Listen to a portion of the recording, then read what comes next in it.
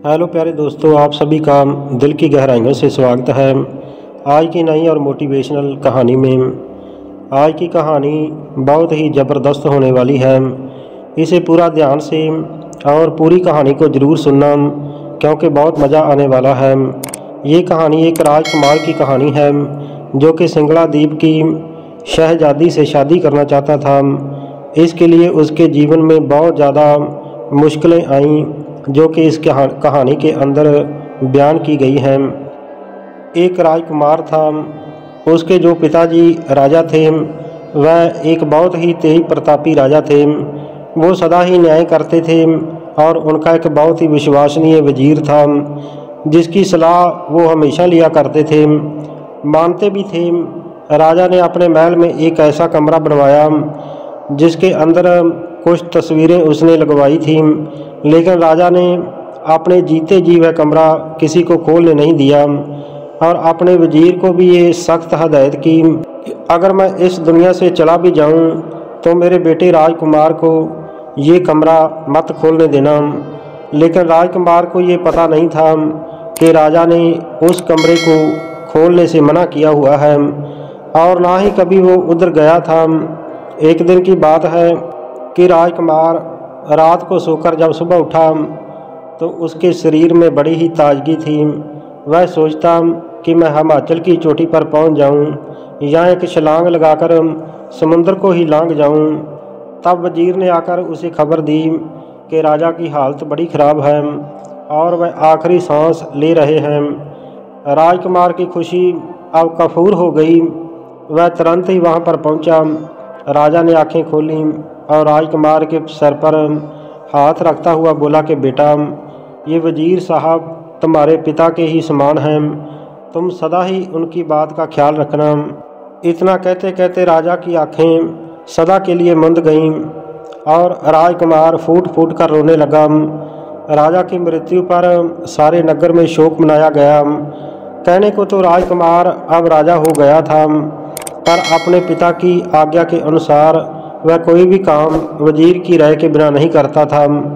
एक दिन वजीर साहब राजकुमार को महल के कमरे दिखाने ले गए तो उसने सारे कमरे खोल खोल कर दिखाए, लेकिन एक कमरा नहीं दिखाया।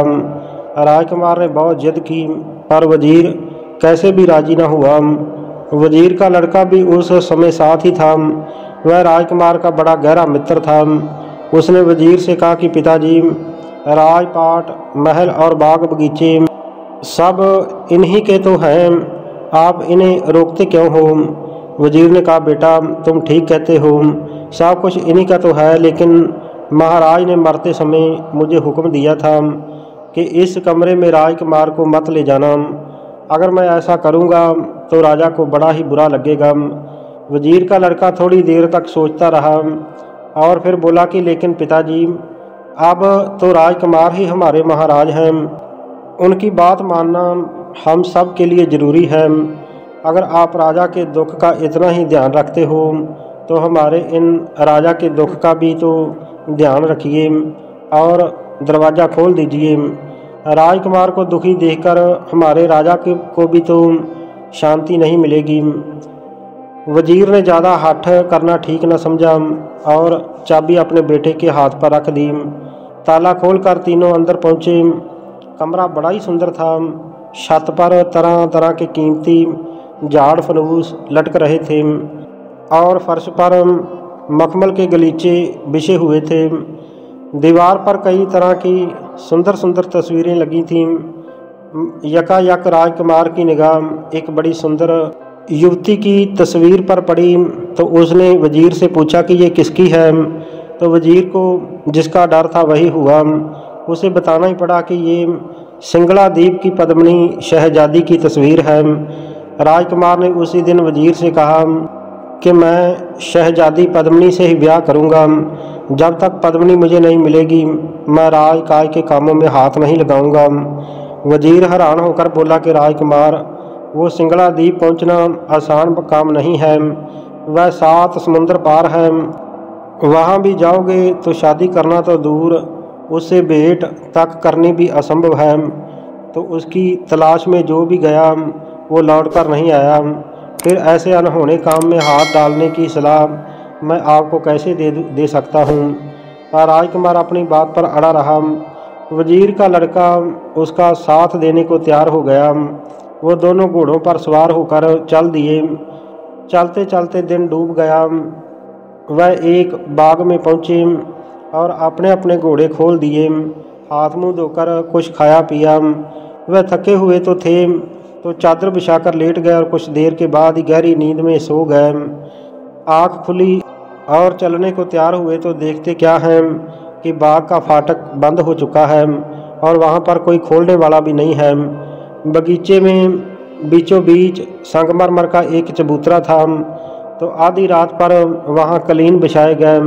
फूलों और अतर की सुगंधी चारों तरफ फैलने लगी। फिर चबूतरे पर एक सोने का सिंहासन रख दिया गया।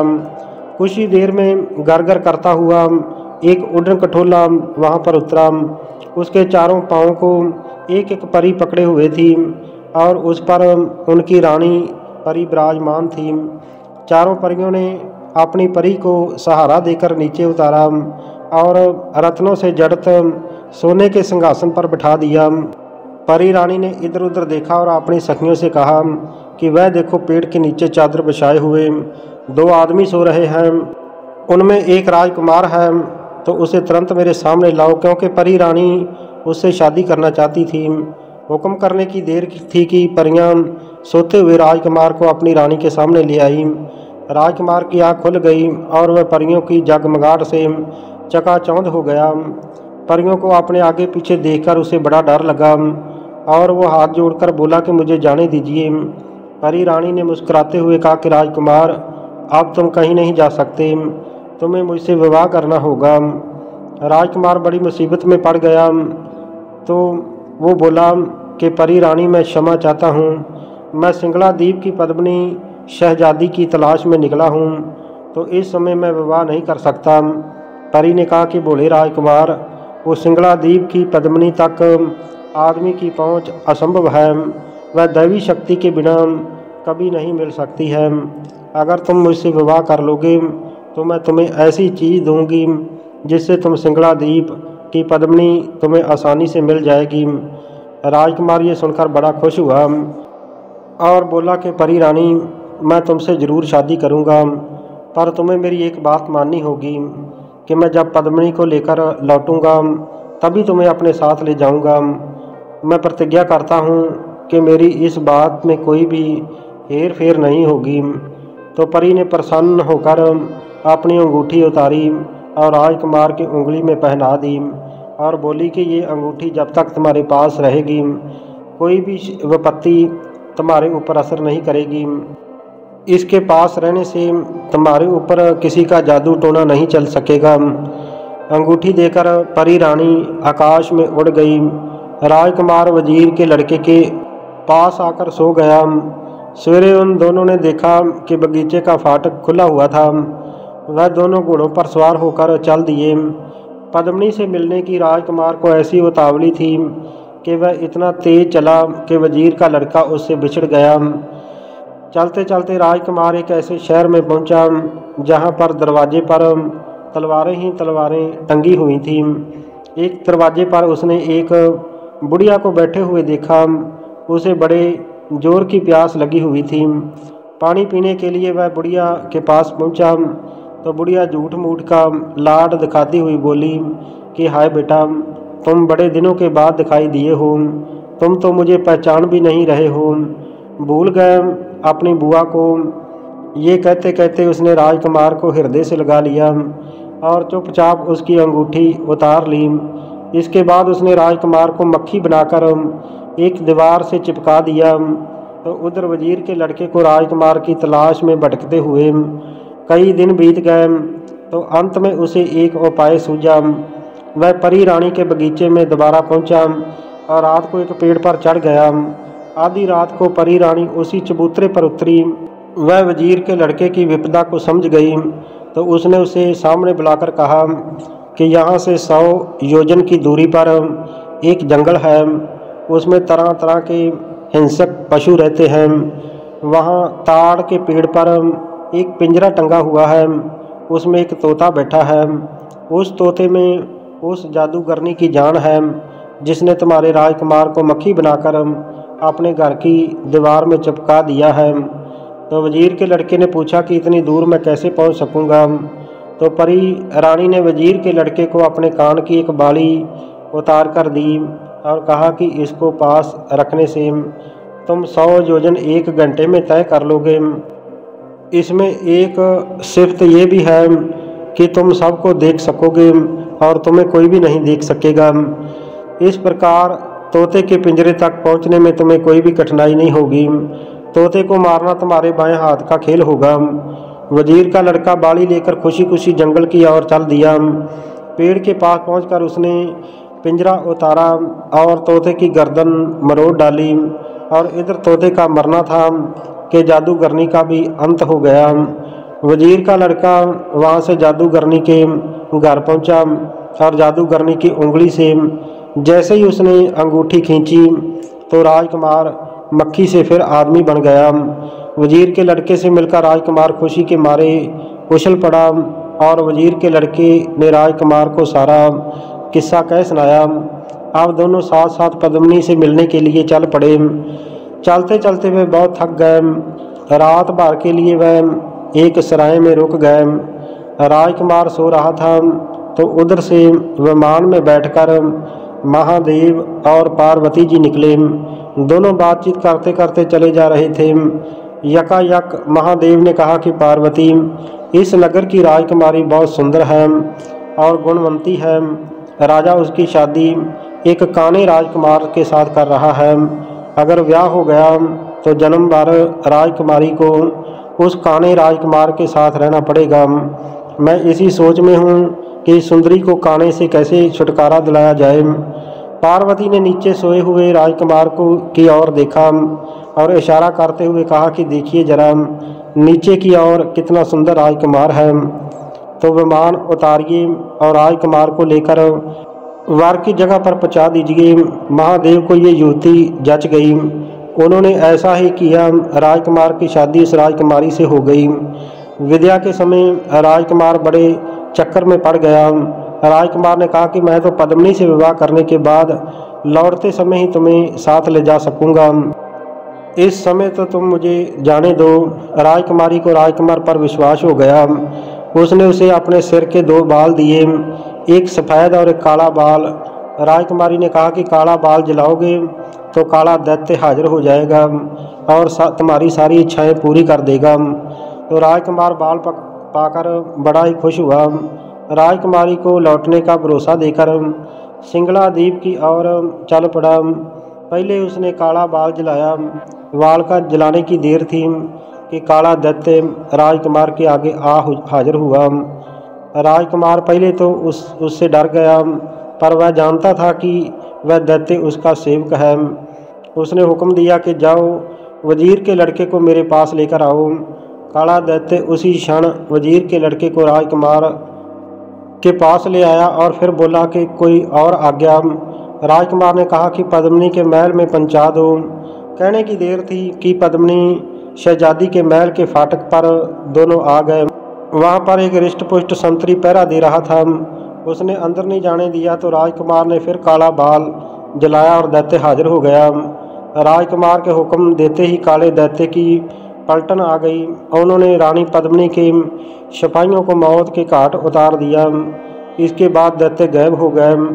राजकुमार और वजीर का लड़का महल में पहुंचे। राजकुमार ने अब सफ़ेद बाल को जलाया और सफ़ेद देव आन हाजिर हुआ। राजकुमार ने उससे कहा कि मैं पद्मिनी से विवाह करना चाहता हूँ, बारात सजा कर लेकर आओ। जरा सी देर में देव अपने साथ एक बड़ी सी शानदार बारात सजा कर ले आया।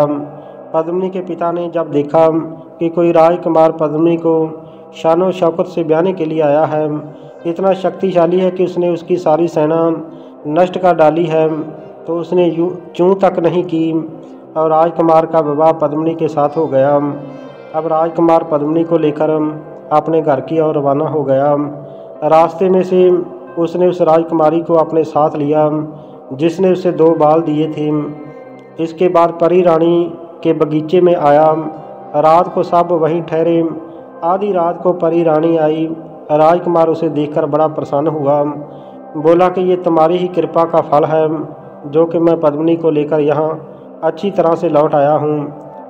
ये दूसरी राजकुमारी भी तुम्हारी तरह ही मुसीबत में मेरी सहायक बनी है। तुम इसे छोटी बहन समझकर खूब प्यार से रहना। और परी रानी गदगद कंठ से बोली कि राजकुमार, तुम्हारी खुशी में मेरी खुशी है। पद्मिनी के कारण ही हम दोनों को तुम्हारे जैसा सुंदर राजकुमार मिला है। पद्मिनी आज से पटरानी हुई और हम दोनों उसकी छोटी बहनें। वह सब उड़न खटोले में बैठकर राजकुमार के देश में आ गई। नगर भर में खूब आनंद मनाया गया और धूमधाम के साथ राजकुमार की तीनों रानियों के साथ सवारी निकाली गई। तो प्यारे दोस्तों, ये थी आज की मोटिवेशनल कहानी। इस कहानी से हमें सीख मिलती है कि अगर इंसान किसी भी काम को करने का इरादा पक्की तरह से ठान ले तो कोई भी काम उसके लिए असंभव नहीं है। जैसे कि राजकुमार ने कितनी मुसीबतों को पार करके रानी पद्मिनी से शादी कर ली। इसलिए जो भी काम को करने की ठानो तो पक्के इरादे से उस काम के पीछे पड़ जाओ, फिर वो काम कभी भी आपके सामने टिक नहीं पाएगा। प्यारे दोस्तों, ये थी आज की मोटिवेशनल कहानी। अगर कहानी पसंद आई हो तो कृपया मेरे चैनल को सब्सक्राइब ज़रूर कर देना। हमेशा अच्छा सोचो, अच्छा करो, खुश रहो। वंदे मातरम। जय भारत। धन्यवाद।